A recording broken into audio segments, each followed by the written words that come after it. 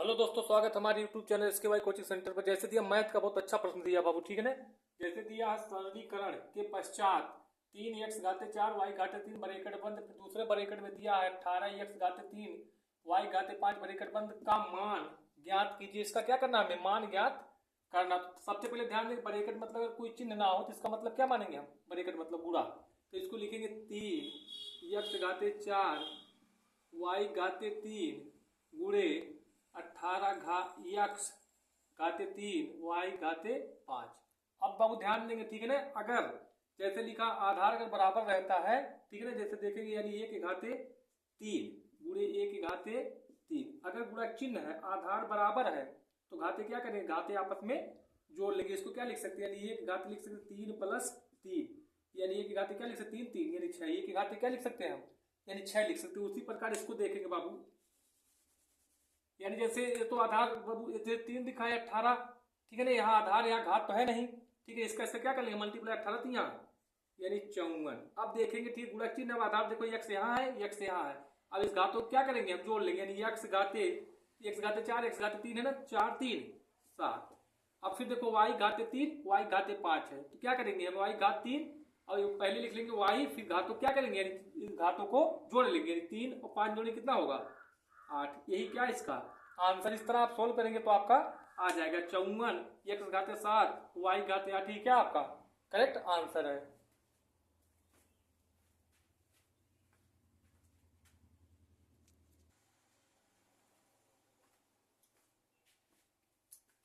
देखो ध्यान दे, मैथ का बहुत अच्छा प्रश्न दिया। जैसे दिया है किसी संख्या का 1/6वां भाग इसी संख्या के 1/9वें भाग से 100 अधिक है, तो वह संख्या क्या है। यानी आप क्या बताना, संख्या बताना, ठीक है ना।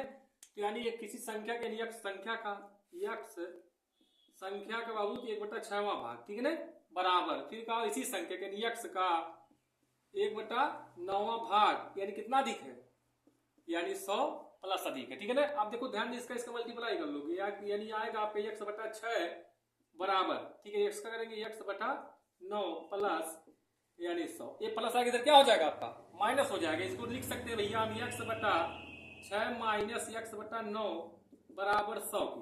अब इसका क्या लगा चिन्ह माइनस या प्लस, तो लासा निकालेंगे, यानी हर कार का क्या निकालेंगे हम, लासा, यानी 9 और 6 का एलसीएम आएगा भैया आपका 18, ठीक है ना। अब कितनी बार कटेगा, यानी 6 3 18 या 3 का ऐसे मल्टीप्लाई करेंगे 3x माइनस इसका 9 से काटेंगे 18 को, 9 दूनी 18, 2 का यहाँ मल्टीप्लाई करेंगे 2x बराबर 100 की, ठीक है ना। अब देखो घटाएंगे, 3 में से 2 गए कितना आएगा, 3 में से घटाएंगे 2x यानी 1x बटा 18 बराबर 100 बराबर क्या है आपका 100। अब देखो ध्यान देंगे, अगर यहाँ देखो अंश है इसको 1 बटे कर देंगे हर हो जाएगा, ठीक है। जैसे अंश हर है वैसे इसको अंश हर कर लेंगे, फिर ये गुणा कर लेंगे, यानी इसमें गुणा करेंगे 1 का 1 x या x लिख सकते हो या x खाली लिखेंगे, और इसका गुणा करेंगे 1800 में, तो कितना आएगा आपका 1800। ये क्या इसका करेक्ट आंसर है।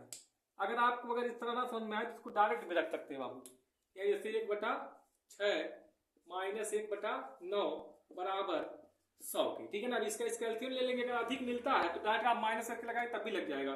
इसका एलसीएम लेंगे तो आएगा 18 और 9, यानी इसको क्या करेंगे 6 त्रिक 18 माइनस और 9 दूनी 18 बराबर 100। अब 3 में से 2 घटाएंगे 1x, 3 में से 2 घटाएंगे 1x नहीं 1 बटा 18 बराबर यानी 100 के। अब 100 का क्या करेंगे 18 गुणा कर लेंगे 3x, तो कितना आएगा आपका, यानी आएगा बाबू 18 गुणा करेंगे 100 का तो आएगा 1800। 100 का 18 गुणा करेंगे कितना आएगा 1800। इस तरह भी लगा सकते हैं, अगर अधिक मिलता है डायरेक्ट आप माइनस करके लगाएंगे तब भी आपका आंसर आ जाएगा, नहीं तो इस तरह लेंगे तब भी आपका आंसर आ जाएगा।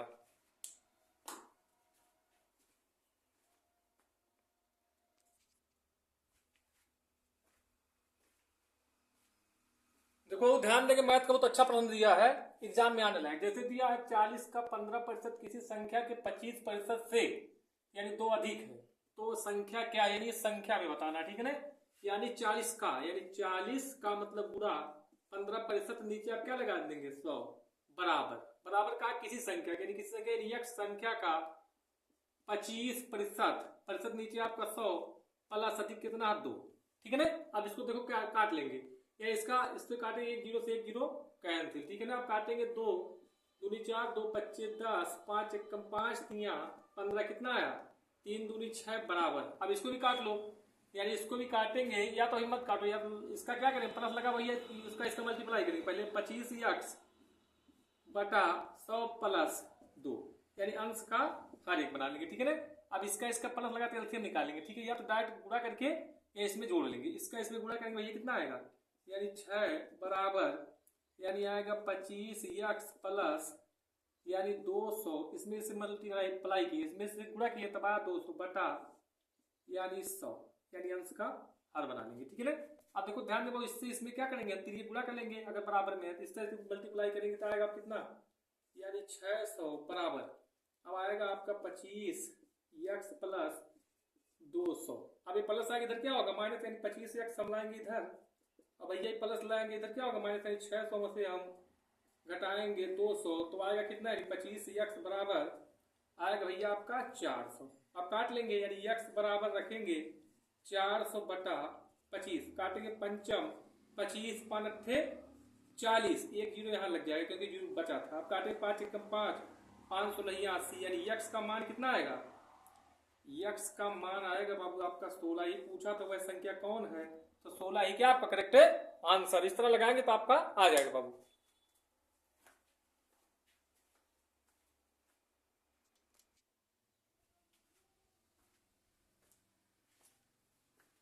देखो ध्यान दे, मैथ का बहुत अच्छा प्रश्न दिया, औसत का दिया, जैसे दिया 1 से 50 तक सभी संख्याओं का औसत क्या होगा, यानी एवरेज क्या होगा, ठीक है ना। तो ये सभी जानते हैं औसत बराबर क्या होता है, पदों का एक बटा कुल संख्या, ठीक है। तो इस पे हम नहीं रखेंगे, इसको रखेंगे बाबू, इसके लिए फार्मूला है, यानी n प्लस a बटा पूरे 2, n मतलब अंतिम संख्या, ये मतलब प्रथम संख्या, पूरे बटा 2, यानी n मतलब क्या, यानी 50 प्लस 1 जोड़ेंगे, ये मतलब क्या, पहली संख्या 1 जोड़ दिए बटा 2, यानी 50 1 51 बटा 2, काट नहीं, काटने के बाद जो आएगा क्या होगा आंसर, काटेंगे 2 1 कम 2, 2 दूनी 4, एक बचा इधर एक इधर, यानी 11, 2 बच्चे 10। अब यहाँ पॉइंट लगाएंगे, एक बचा था उधर, ठीक है ना, यहाँ इधर पॉइंट लगाएंगे, के पीछे जीरो, यानी हो जाएगा आपका 10, 2 बच्चे यानी 10, यानी आएगा आंसर आपका कितना, यानी 25.5 ही क्या है इस क्वेश्चन का आंसर। इस तरह अगर सोल्व करेंगे आप इस फार्मूले पे तो आपका जरूर आंसर आएगा बाबू।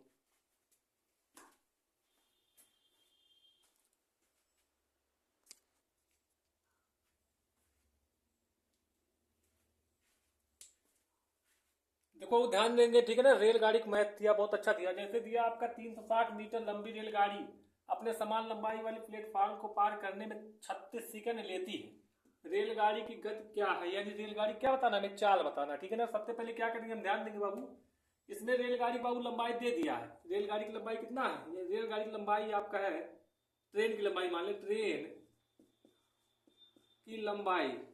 की लंबाई कितना है, तो 360 मीटर, ट्रेन की लंबाई कितना है 360 मीटर। अब कह रहा हूं उसी के समान प्लेटफार्म की भी लंबाई, उसी के समान, यानी प्लेटफार्म की लंबाई लिख लेंगे, प्लेटफार्म की